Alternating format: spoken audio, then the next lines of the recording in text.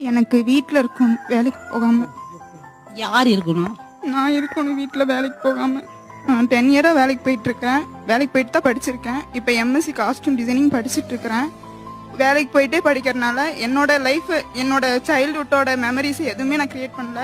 நீங்க என்னெல்லாம் இழந்துட்டதா நினைக்கிறீங்க? இப்போ பாசத்தை இழந்திருக்கேங்க சார்.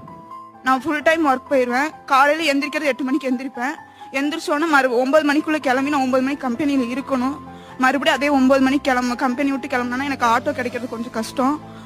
8:45 10 மணிக்கு தான் வருவேன். அதுங்களுடைய அம்மா தூங்கிடுவாங்க. பாப்பாவும் வந்தாலும் அவளும் தூங்கிடுவா. நான் போகிற நேரத்தில் யாருமே முழிச்சிருக்க மாட்டாங்க. அப்போ நானே சாப்பாடு போட்டு நானே சாப்பிட்டு நானே தூங்குறதுனால எனக்கு அந்த பாசம் கிடைக்கல. என் மனசு விட்டு பேசணும், என்னோட ப்ராப்ளம்லாம் சொல்லணும். எனக்கு இந்த வலி இருக்குது அப்படி சொல்லணும். எனக்கு இது பேச இன்னொன்று இதெல்லாம் பண்ணணும் அப்படி சொல்லணும் அவங்கள்ட்ட. இப்போ புரியுதா ஆண்களோட வலி என்னன்னு? குடும்பத்துக்காக உழைக்க கூட அத்தனை பேருக்கும் குடும்பத்தோட பாசமா இருக்கணும்னு ஆசை. வேற வழி இல்லாம வேலைன்னு ஓடிடும் குடும்ப கஷ்டத்துக்காக. நீங்க எங்களை வழியை புரிஞ்சுக்கலாம்னு பரவாயில்ல, எங்க கூட பாசம் காமிக்க மாட்டோம், முன்ன மாதிரி இருக்க மாட்டேங்கலாம், மேலும் எங்களை காயப்படுத்தாதீங்க. ஆல்ரெடி நாங்க உடஞ்சு போயிருக்கோம். உங்க மேல பாசம் இல்லைன்னா நாங்க ஏன் வேலைக்கு போக போறோம்? உங்களுக்காக ஏன் உழைக்க போறோம்? எங்களுக்கு நீங்க வேணும், நீங்க மட்டும்தான் எங்க உலகம்.